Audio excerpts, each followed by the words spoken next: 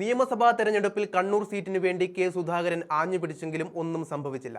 ഡൽഹിയിൽ 2 രാത്രി മുഴുവനും കോൺഗ്രസിനെ മുൾമുനയിൽ നിർത്താൻ സാധിച്ചത് മാത്രമാണ് കെ സുധാകരന് നേട്ടമായി കാണാൻ സാധിക്കുന്ന ഘടകം.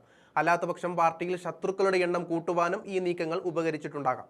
നിരാശനായി തിരികെ കണ്ണൂർക്ക് മടങ്ങിയ MP കെ സുധാകരൻ പൂർണ്ണമായും താൻ പാർട്ടിക്ക് വിധേയനാണെന്ന് ചൂണ്ടിക്കാട്ടുകയും ചെയ്തു. സുധാകരനെ സംബന്ധിച്ചിടത്തോളം രാഷ്ട്രീയ ജീവിതത്തിന്റെ അവസാന ലാപ്പിലാണ് നിൽക്കുന്നത്. 3 വർഷങ്ങൾക്കിപ്പുറം എത്തുന്ന ലോക്സഭാ തെരഞ്ഞെടുപ്പിൽ ഇനി ഒരു അംഗത്തിന് സുധാകരന് ബാല്യമില്ല എന്നത് വാസ്തവമാണ്.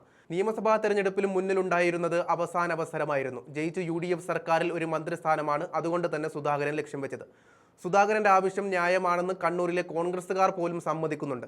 നേരത്തെ KPCC അധ്യക്ഷ പദവിയിൽ നിന്ന് രാഹുൽ ഗാന്ധിയുടെ നിർദ്ദേശപ്രകാരം മാറി നിന്ന സുധാകരന് അന്ന് മന്ത്രിസ്ഥാനം ഹൈക്കമാൻഡ് വാഗ്ദാനം ചെയ്തിരുന്നു.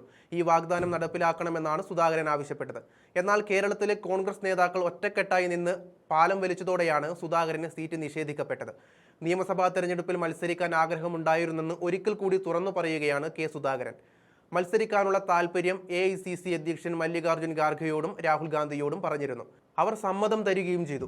എന്നാൽ ആരൊക്കെയോ പരാതി കൊടുത്തു.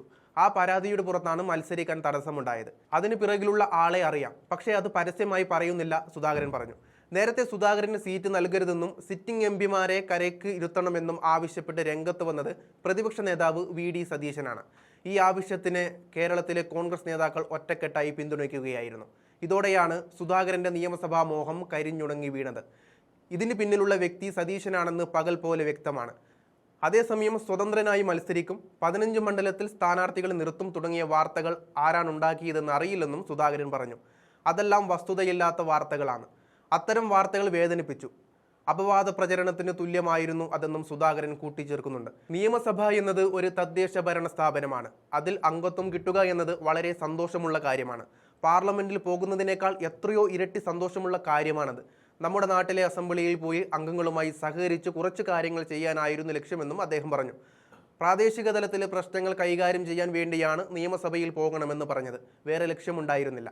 മന്ത്രിയാകാൻ കഴിയുമായിരുന്നു, എന്നാൽ മന്ത്രിയാകണമെന്നില്ല. നാട്ടിലെ ജനങ്ങൾക്ക് നേരിട്ട് സേവനം നൽകാനാകും എന്നതായിരുന്നു താൻ കണ്ട ലക്ഷ്യമെന്നും സുധാകരൻ കൂട്ടിച്ചേർക്കുന്നുണ്ട്. KPCC അധ്യക്ഷ സ്ഥാനത്ത് നിന്ന് മാറ്റിയതിനു ശേഷം കണ്ണൂരിൽ സീറ്റ് ഉറപ്പു നൽകിയിരുന്നു. എന്നാൽ അത് പാലിക്കപ്പെട്ടില്ലെന്നും അദ്ദേഹം പറയുന്നുണ്ട്. BJPയിലേക്ക് പോകുമെന്ന പ്രചരണത്തെക്കുറിച്ചുള്ള ചോദ്യത്തിന് വേറെ ആരെങ്കിലും പോകുമായിരിക്കും, ഞാൻ പോകില്ല എന്നായിരുന്നു സുധാകരന്റെ മറുപടി. താൻ എവിടെയും പോകില്ല. എൻ്റെ അച്ഛൻ കോൺഗ്രസിലൂടെ വളർന്നയാളാണ്. അത് കണ്ടു വളർന്ന ആളാണ് ഞാൻ. 9ാം വയസ്സിൽ സമപ്രായക്കാരെ കൂട്ടി പ്രകടനം നടത്തിയിട്ടുണ്ട്. ആരും തന്നെ കണ്ട് സംസാരിച്ചിട്ടില്ല. ശുദ്ധ അസംബന്ധമാണത്. തന്നെ കൊണ്ട് ഇങ്ങനെ പറയാൻ മാത്രം ധൈര്യമുള്ളവരൊന്നും BJPയിൽ ഇല്ലെന്നും സുധാകരൻ കൂട്ടിച്ചേർക്കുന്നുണ്ട്. പാർട്ടിക്കകത്ത് തനിക്കറിയപ്പെടുന്ന ശത്രുക്കളുണ്ടെന്ന് തോന്നുന്നില്ലെന്നും ഈ തെരഞ്ഞെടുപ്പിൽ UDF അധികാരത്തിൽ വരാനുള്ള സാധ്യതയാണ് കാണുന്നതെന്നും സുധാകരൻ കൂട്ടിച്ചേർക്കുന്നുണ്ട്. നിയമസഭാ സ്ഥാനാർത്ഥിത്വവുമായി ബന്ധപ്പെട്ട് സുധാകരൻ സ്വീകരിച്ച നിലപാടിനെ മുഖ്യമന്ത്രി പിണറായി വിജയൻ അഭിനന്ദിച്ചതിനെ കുറിച്ചുള്ള ചോദ്യത്തിന് പിണറായി വിജയന്റെ കഴിഞ്ഞ ദിവസത്തെ പ്രസ്താവനയെ 100% നെഞ്ചിലേറ്റുന്നു എന്നായിരുന്നു സുധാകരന്റെ മറുപടി. പിണറായി വിജയൻ പറഞ്ഞു എന്നതുകൊണ്ട് അത് ശരിയല്ല എന്ന് പറയുന്നതിൽ അർത്ഥമില്ലല്ലോ എന്നും പിണറായി പറഞ്ഞത് യാഥാർത്ഥ്യമാണെന്നും പറഞ്ഞ സുധാകരൻ അത് ഒരു പ്രോത്സാഹനമാണെന്നും പറയുന്നുണ്ട്. എന്തായാലും നിയമസഭാ തെരഞ്ഞെടുപ്പിൽ കേരളത്തിലെ താരപ്രചാരകരുടെ റോളിലേക്ക് മാസ് എൻട്രി നടത്തിയിരിക്കുകയാണ് കെ സുധാകരൻ എന്നും പറയാൻ സാധിക്കും.